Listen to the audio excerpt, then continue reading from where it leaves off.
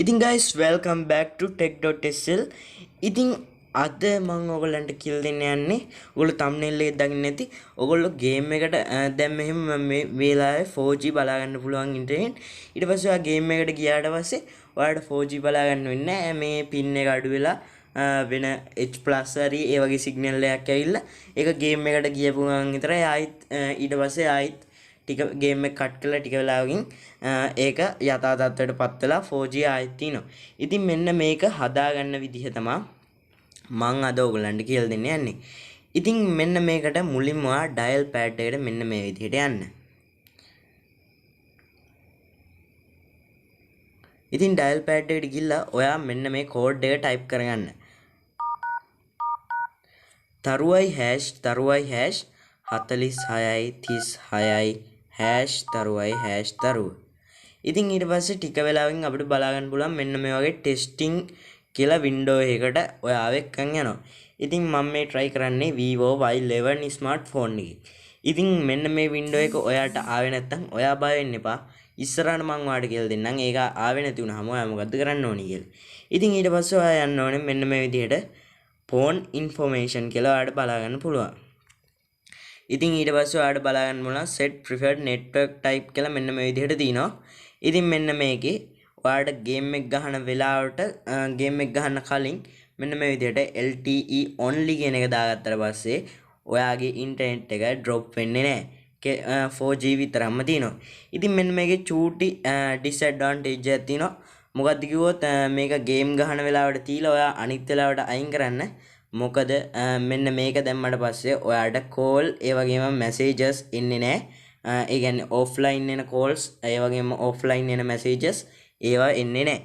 ඉතින් ඊට පස්සේ ගේම් ගහන වෙලාවට කොහොමද මැසේජ් එන්නේ කරදර මැසේජ් කෝල් එන්නේ කරදරයක් හින්දා ඉතින් මෙන්න මේ විදිහට LTE only දාගත්තට පස්සේ ඔයාලට කිසිම issue එකක් නැතුව signal issue එකක් නැතුව ඒ වගේම වෙනම disturb එකකුත් නැහැ කෝල් මැසේජ් එන්නේ නැති හින්දා ඉතින් අන්න ඒ විදිහට ඔයාට මෙන්න මේක හදාගන්න පුළුවන්.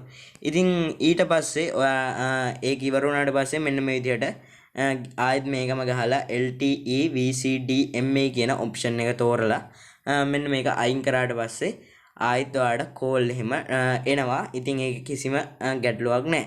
ඉතින් මෙන්න මේ විදිහට මෙන්න මේ කෝඩ් එක ටයිප් කරාට පස්සේ Samsung ෆෝන් වලට එහෙම බොහෝ දුරට මෙන්න මේ ටෙස්ටිං වින්ඩෝ එක බලා ගන්න ලැබෙන්නේ නැහැ.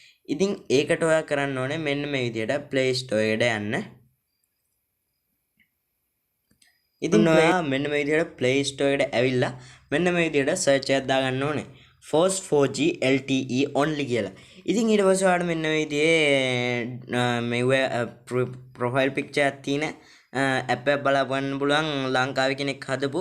ඉතින් මම මේක ලංකාවේ අනිත් appුත් වැඩ ගන්න ඇති ගොඩක් වෙලාවට මම මේක ලංකාවේ කෙනෙක් හදපු app එකක් නිසා ඉතින් මම මෙන්න මේක තෝරගත්තා. ඉතින් මේක සුපිරියටම වැඩ කරා. මෙන්න මේ විදුර ප්‍රසංග කියන ඒ ලංකාවේ කෙනෙක් වෙන්නේ නැති එයා තමයි හදන්නේ නැත්තේ. ඉතින් ඊට පස්සේ මෙන්න මේක මෙන්න මේ විදිහට install කරගෙන දැන් open කරගන්න. open කරගත්තට පස්සේ ඔයාලට මෙන්න මේ වගේ ඉන්ටර්ෆේස් එකක් බලා ගන්න පුළුවන්. ඒක ඊට පස්සේ ඔයා මෙන්න මේ විදිහට set 4G only කියන එකට යන්න. ඉතින් ඊට පස්සේ ඔයාලට බලා ගන්න පුළුවන් ඔයාලට මතක් වෙන ඇති කලින් අපි කෝඩ් එක ගහලා ආපු ඉන්ටර්ෆේස් එක වගේම ඉන්ටර්ෆේස් එකක් බලා ගන්න පුළුවන්. ඉතින් ඒ ඉන්ටර්ෆේස් එකමයි මේ app එකෙන් කරන්නේ. ඒ ඉන්ටර්ෆේස් එකේ එන්නේ නැති කට්ටියට ඉන්ටර්ෆේස් එක ගන්න පුළුවන් විදිහට තමයි මේ app එක හදලා තියෙන්නේ. ඉතින් ඊට පස්සේ ඔයාලට කරන්න තියෙන්නේ මෙන්න මේකෙත් set preferred network type එක LTE only කියලා ගේම් එක ගහන වෙලාවට විතරක් ඔයාලට දාගන්න.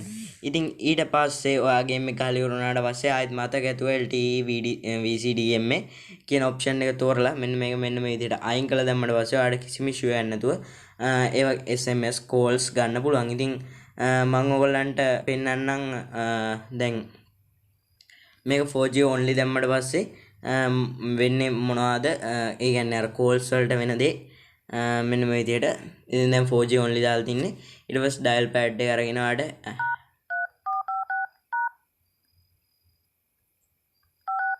ඉතින් ඔන්න ඔය විදිහට දැන් බලා ගන්න පුළුවන් ඔයාලට එය මෙව එක වැඩ කරන්නේ නැහැ කියලා දැන් මැසේජ් එකේ මේ connection problem or invalid MMI code. ඉතින් ඔන්න ඔය විදිහට එනවා. දැන් අපි බලමු මෙන්න මේකේ i 4G only එක VCDMA කියන mode එකයි දෙකම දාලා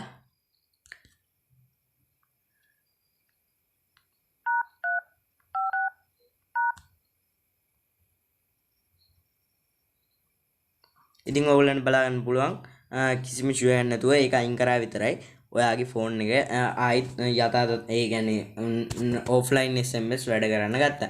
ඉතින් මේ වීඩියෝ එක හොඳයි නම් පල්ලෙහා ලයික් එකක් දාගෙන යන්න. ඒ වගේම මතකතුව subscribe කරලා නැත්නම් subscribe කරන්න. පල්ලෙහා comment section එකේ comment එකක් දාන්න ඔයාලට මේක පිළිබඳ ආපු issue එකක්. ඔයාලට මේ වගේ user experience එකක් තියෙනවා නම් ඒක ගැනත් පල්ලෙහා comment section එකක් දාන්න. එතකොට අනිත් අයටත් මෙන්න මේ වීඩියෝ එක දැනගන්න ලේසි වෙයි.